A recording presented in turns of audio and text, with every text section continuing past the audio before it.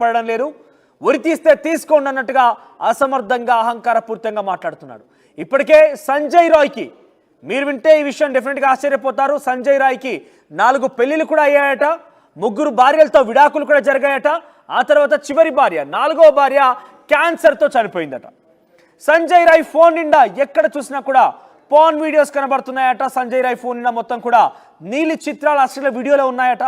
ఇక RG Kar medical college అమ్మాయిలతోనూ సంజయ్ రాయ్ అసభ్యంగా ప్రవర్తించేవాడు అనే ఆరోపణలు కూడా ఉన్నాయి.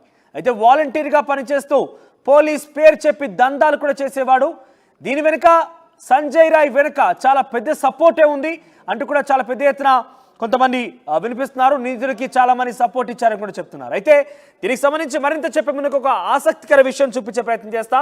పీసీఆర్ ఒక్కసారి ఆ ఏఎస్ఐ ఇక్కడ సంజయ్ రాయ్ ఘటన తర్వాత జూనియర్ డాక్టర్పై అత్యాచారం తర్వాత మీడియా ముందు ఒక ఏఎస్ఐ ఎదురుపడ్డాడు. ఆ ఏఎస్ఐ అనుమానం వ్యక్తం చేస్తూ మీడియా ప్రతినిధి ఒకరు ఆ ఏఎస్ఐని ఒక విషయం ప్రశ్నించారు.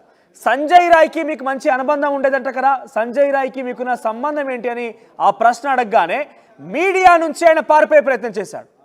అంటే ఆయన కనుక ఎటువంటి సంబంధం లేకపోతే చాలా తేలికగా నాకు సంబంధం లేదు వ్యవహారం గురించి, సంజయ్ రాయ్ ఎవరో కూడా తెలియదు అని చెప్పి ఆయన చెప్పాల్సి ఉండేది. కానీ ఎప్పుడైతే సంజయ్ రాయ్కి మీకు సంబంధం ఉందంట కదా, సంజయ్ రాయ్కి మీకున్నటువంటి రిలేషన్ ఎటువంటిదని చెప్పి మీడియా జర్నలిస్ట్ అడగగానే వెంటనే అక్కడి నుంచి ఉరుకున్నట్టుగా ఆయన పరుగులు తీశాడు. పరుగులు తీసి ఒక స్టేషన్ లోపలికి వెళ్ళిపోయే ప్రయత్నం కూడా చేశారు.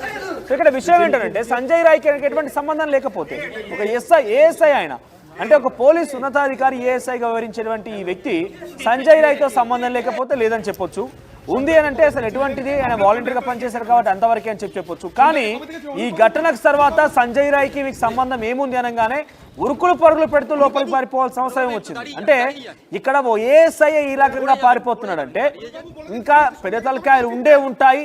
దీని వెనుక చాలా మతలబే ఉంది, చాలా మంది సపోర్టే సంజయ్ రాయ్కి ఉందనేది ఒక వాదనగా వినపడుతోంది.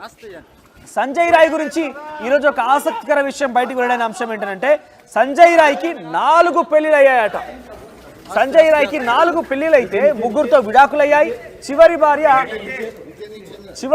4వ భార్య క్యాన్సర్తో మరణించిందట. సో ప్రస్తుతం అక్కడ జరిగినటువంటి ఆ మీడియా మిత్రుడు అడిగిన ప్రశ్న ఐఏఎస్ఐ పారిపోతున్న దృశ్యాలు చూద్దాం. সঞ্জয়কে কবে থেকে চিনতেন? আপনার জন্য এত ইয়ে কেন হয়েছে? সঞ্জয়কে কবে থেকে চিনেন?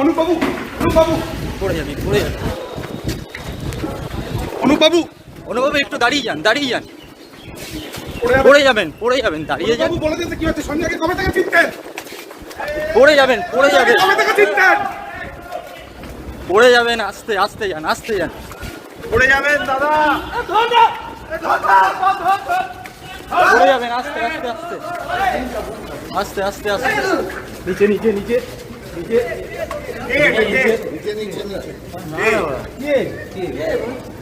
হ্যালো সঞ্জয়কে কবে থেকে চিনতেন? আপনার জন্য এত ইয়ে কেন হয়েছে? ఒక పోలీసు వాలంటీర్గా పనిచేస్తూ పోలీసులతో కలిసి ఉండి పోలీసులకు సమాచారం ఇవ్వాల్సినటువంటి ఆ వ్యక్తి సంజయ్ రాయ్ ఏకంగా అక్కడ చూస్తే కనుక ఒక అమ్మాయి పైన ఇంత విచక్షణ రహితంగా మానవ మృగంలాగా ప్రవర్తించి అత్యాచారం చేసి చంపేశాడు. అంటే ఇక్కడ చూస్తే గతంలో కూడా ఆర్జికర్ హాస్పిటల్లో అమ్మాయిలని వేధించిన విషయంలో అనేక ఆరోపణలు ఉన్నాయి. అసభ్యంగా ప్రవర్తించేవాడు, అసభ్యంగా వ్యవహరించేవాడు అనే విషయంలో కూడా అనేక ఆరోపణలు ఉన్నాయి.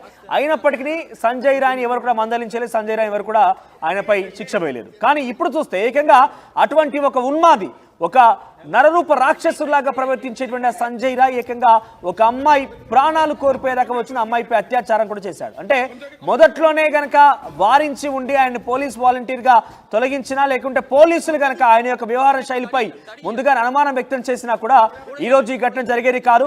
పోలీసులతో అంటకాగి పోలీసులు సమాజాన్ని రక్షించాల్సినటువంటి పోలీసులకు ఒక వాలంటీర్గా పనిచేస్తున్నటువంటి ఈ సంజయ్ రాయ్ ఆ అమ్మాయిని అత్యాచారం చేసి చంపేసిన ఘటన తర్వాత తాజాగా ఒక ఏఎస్ఐని మీకు సంజయ్ రాయ్కి సంబంధం ఏంటని ఒక ప్రశ్న అడగానే ఉరుకులు పరుగులు పెట్టాడంటే దీని వెనక ఇంకా ఎంతమంది ఉంటారు, ఎంతమంది పెద్ద తలకాయలు ఉన్నాయి, సంజయ్ రాయ్కి ఎంతమంది సపోర్ట్ చేశారనేది ఇక మీ ఊకే వదిలేస్తున్నాను.